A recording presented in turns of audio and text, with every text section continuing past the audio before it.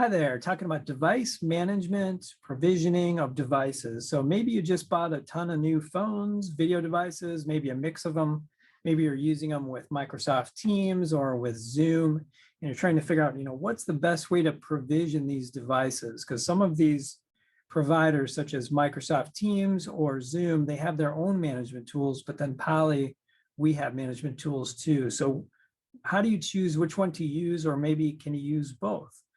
So let's take a look at, as an example, a Poly CCX phone can run a native Teams app and be used for voice calls. So let's take a look at the network management provisioning options. So one is a free option. It's actually built into Microsoft Office 365. So if you have Teams, you have access to this console, the Teams, Microsoft Teams Admin Center, it's called.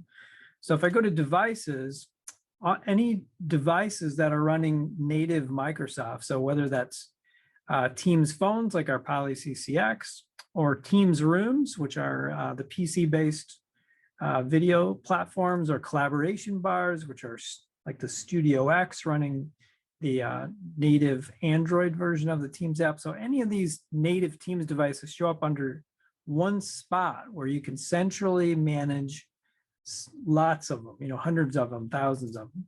So if we take a look at phones, so I can see I have one phone here that's registered to this particular Office 365 tenant.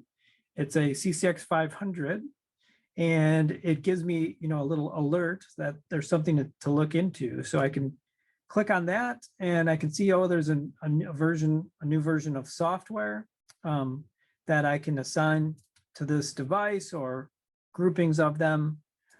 So I'll go ahead and initiate that update, and it'll go. So you can use this for software updates.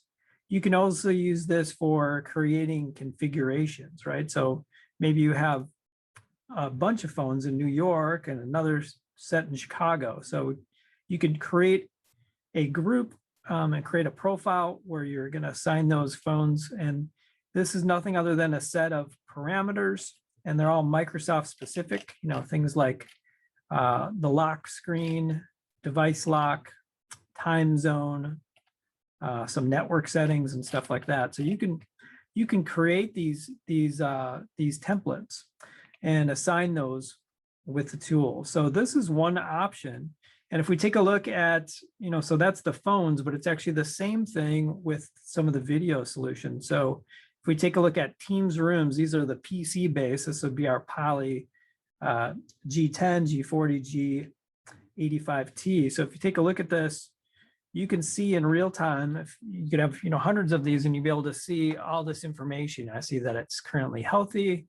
I see if there's an issue I need to look into, and I can see every peripheral that's connected to it. Here's our touch control, an Eagle Eye Director, audio system, Trio that's connected. I can see history. I can see, every call that's been made. I can see the activity, and I can see if, oh, maybe there was a bad call here, and maybe I could correlate that to something else that was going on the network.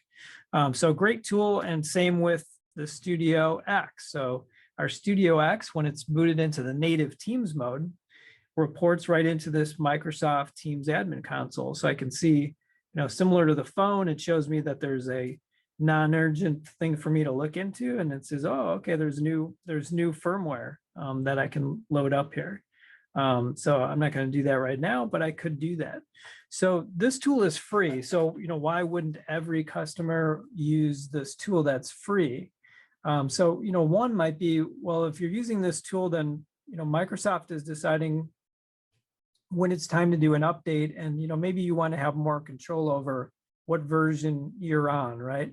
There also could be some other reasons, like maybe you have some pre-provisioning that you have to use before you even get connected into Microsoft's network, into their cloud for authentication. So things like, maybe you need a web proxy, maybe you need certificates, something specific with DHCP or VLANs. So those are the cases where maybe you want to use Poly provisioning. And a key point here I want to make is that you don't actually have to choose just one or the other. You can actually use both and get value from both. So we have the Poly Lens tool, which is a newer centralized management tool that is going to be able to, when it's all done, be able to manage everything we make: headsets, video devices, phones, everything. So we can take a look with this tool, and this tool is currently free for basic management and basic analytics. There'll be add-ons as we go by, that as time goes on, where features will become premium only. But this tool, it's at its simplest form, if nothing else, is a complete inventory of everything across your whole network. So if I want to look for a CCX phone, I can look through the inventory and I see, okay, here's one that's online, here's one that's offline, and I can take a look at that device and see specific information about it. I can go into settings for that device and change certain settings. But when you're doing a global rollout of hundreds or thousands of devices, then you really need to automate this stuff. So we have these policies.